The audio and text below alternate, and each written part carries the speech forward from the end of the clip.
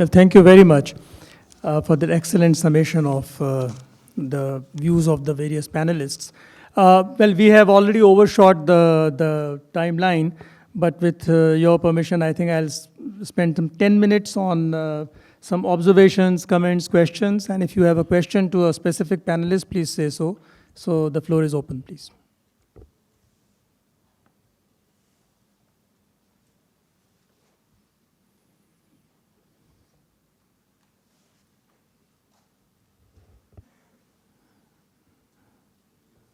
Yes.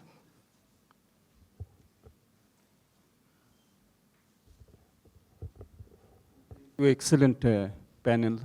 My name is Mustafizur Rahman. I'm from Center for Policy Dialogue, Dhaka, CPD, Dhaka. I have a question for Mr. Pezzini. My question is that we are seeing preponderance of various plurilaterals outside of the WTO system. And these plurilaterals are setting various standards in terms of copyrights, in terms of labor standards, where many developing countries are not being part of the setting of the rules of the game, and they cannot also participate. Now, these emerging plurilaterals, how do you think whether we should multilateralize these, try to multilateralize these within the WTO, or we will let them as it is, because many of the developing countries are not being part of this plurilaterals. Let me just give you one example. For example, Bangladesh is an LDC. We get zero tariff in the European Union. Now, Vietnam is having a bilateral free trade agreement with the European Union. So the preferential market access that we had, the preferential margin, these are being eliminated because of the plurilaterals vis-a-vis the competitors that we have. So in the context of the WTO, we had this advantage, but because of the plurilaterals, we are suffering, we have to go through this preference erosion. So what will be your comment on these emerging change in the scenario in the way that we had been traditionally doing our trade, but it's fast changing? Thank you. I think we'll take a couple of more and then maybe the panel can address. Yes, sir.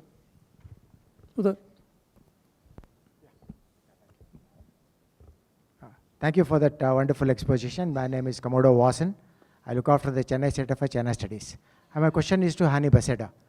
He made certain observations about the need for a lot of money that is required in the developing countries and the need for FDI, for indirect investment. Unfortunately, when you look around, you find that there are some aggressive investments that are taking place, which are leading these smaller countries into debt trap.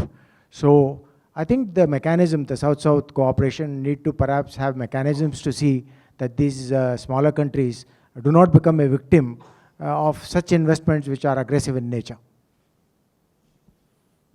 One more question. Yes.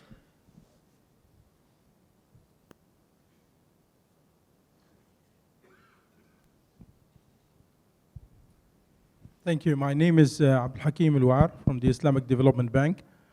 And my question is specifically related to what Mr. Mario said about setting up indicators, and we seem to measure the indicators if we achieve them, especially for financial inclusion, but not very much bother about the impact that we're creating. In our experience, having a bank account does not necessarily mean financial inclusion. Where we do microfinance now for economic empowerment of rural areas and women, we do tend to measure how people lifted from poverty out into economic empowerment. Question specifically is that how do we really get into measuring financial inclusion at a wider space? Does it still connected or have to be connected with fintech and penetration of internet, or can it be done through conventional banking? So that we have better financial inclusion, especially for the marginalized areas and communities. Thank you. Thank you. Mr. Pichini. Yes. Thank you very much for your questions. I don't know if I can provide precise answers, but let me explain what is the logic that I would suggest behind. we have heard for long now a strong emphasis in respect of the fact that we have society based on rules, and I don't want to open the sociological discussion of 150 years ago, Gemeinschaft, Gesellschaft, and so on. The point is that in the policy-making process, we do not only use rules. The United Nations processes needs a lot of discussion before in order to clarify what are the issues, the context, and the categories. WTO, for many years, had discussion in many other organizations, including the OECD. There were kind of form of pre-negotiation in the sense that if you assume that there are different logic, different interests, and different view of the world, then you cannot just come in a room and decide the rules. You need to clarify and recognize the specificity of the actors. Why do I like so much the work that you are doing on South-South cooperation and we would like to contribute and participate? Exactly because it's saying, no, we have also other way of operating. We have other logic. And if you want to clarify those logic, you need a table where you sit down and you discuss in quiet and confident condition. I don't think the rules can be made if you don't build before cooperation and partnership. And in order to build cooperation and partnership, you need to build trust. And to do trust, you need to have repeated interaction. That's what I think. And that's what I have known in my career. Unfortunately, in recent time, the second part of the story tends to disappear.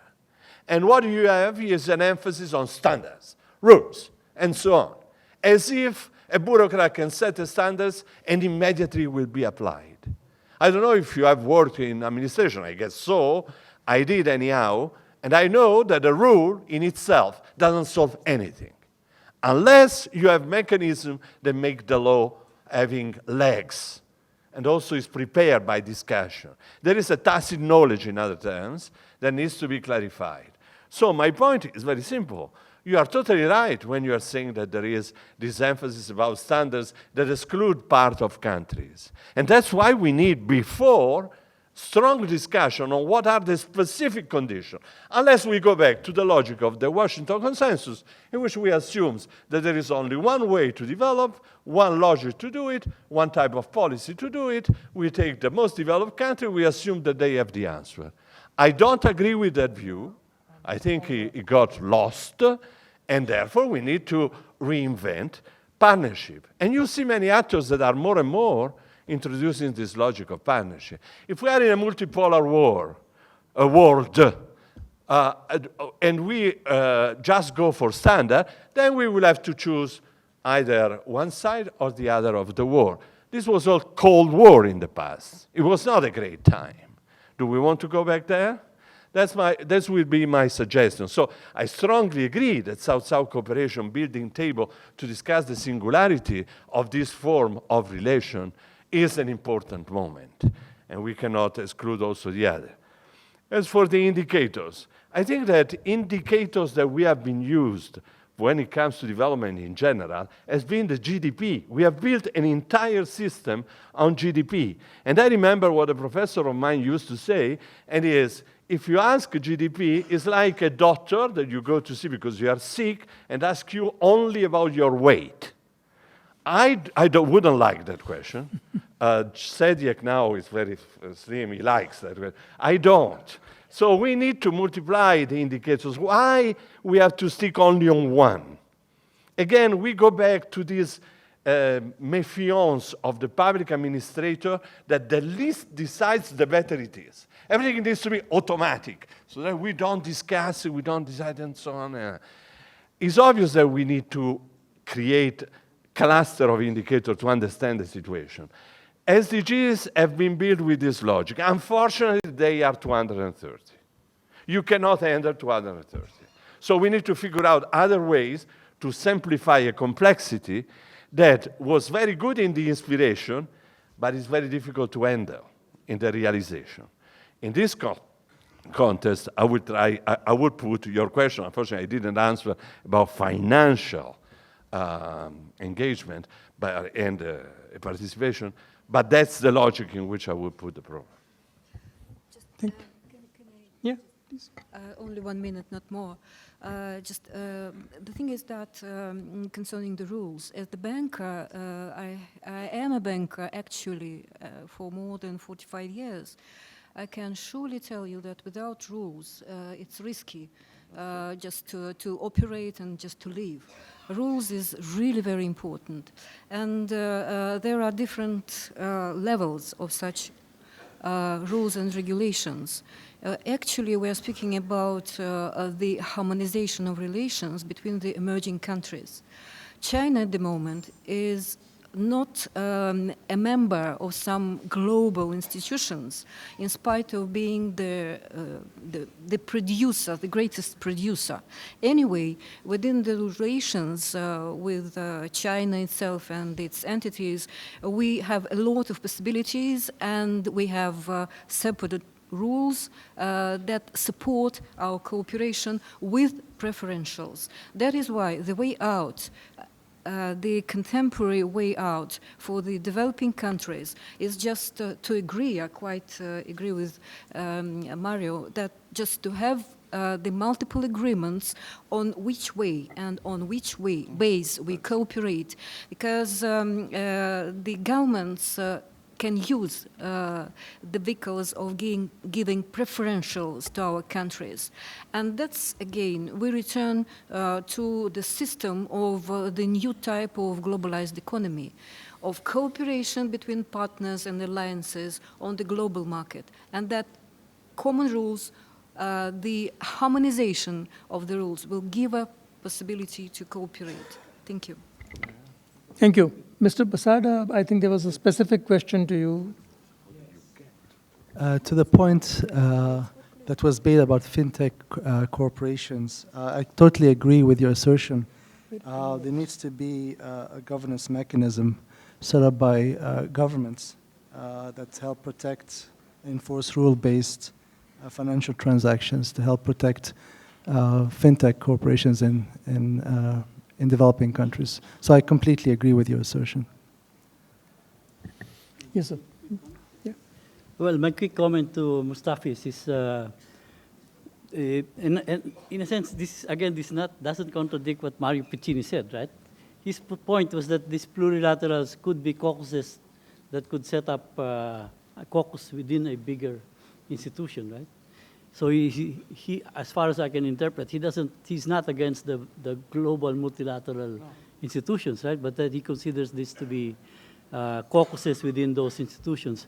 The problem with multilaterals is that they come to an agreement, right? They set up rules. And these rules are actually much more strict than what, for example, the WTO actually allows, right?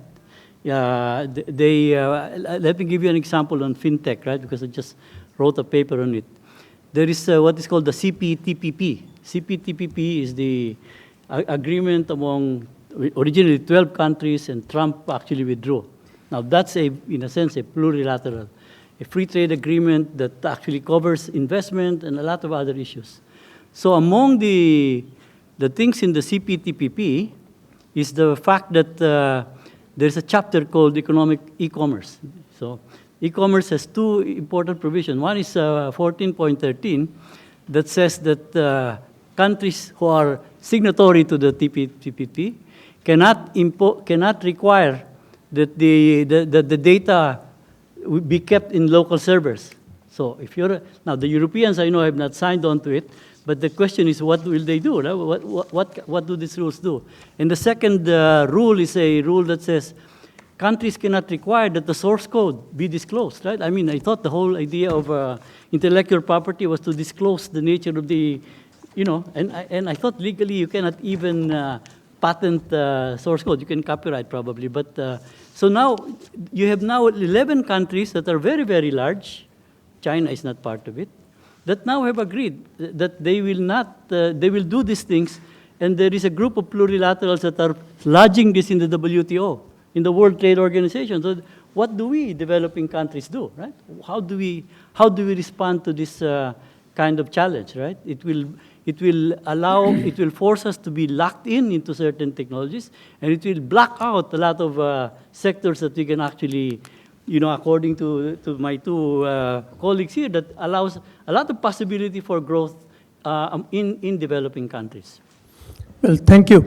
I'm glad that this is actually ending at a point where which reestablishes the importance of a dialogue, a constant dialogue between the developing world, because this is exactly the point which I also mentioned earlier, that there is this huge inadequacy of capacities, huge inadequacies of understandings about what is floating on the negotiating table, and also the kind of diversity that each of us has in our amongst the peoples and the situations. So that's exactly why there is this need of constant dialogue and a constant process of whether it's a process of regionalization or it's a process of bilateral methods or you have your own plurilaterals. But I think in the larger multilateral context needs to be seen in this broader perspective. So ladies and gentlemen, we have already exceeded 20 minutes from the original schedule, and I think it's been a fairly... Sorry? If you don't mind, I would like to close it because, yeah, we have already overshot ourselves. So I must thank the panelists here on the dais for an excellent participation, for excellent presentation, and the audience, because without you and without your participation, this session could not have been completed. Thank you so much, and I'll hand over to Sachin. He's there. Thank you. Thanks, Mr. Rajiv Kher. A big thanks to you and to the co-chair, Butch Montes, for stimulating and summarizing. So thanks a lot. A big hand to our panel. They did fantastic job, and fortunately, this has triggered a lot of ideas and has provoked many. Professor Haribabu, we would come back to you. We have 2 days, so we would pick up our friends. We would have to close here. What we have done is that the outside lunch is being served in 3 different places. You can choose one. But those who are speaking, what we have done is in Jacaranda, we have organized specific tables where you can meet your co-panelist and your chair and co-chair. So that sitting arrangement is in Jacaranda. Everybody else is free to choose their place. We would start the next session at 2 o'clock in the building opposite, which is on the ground floor. The room is called Silver Oak. So we would meet there at 2 o'clock. Thank you. Enjoy your lunch.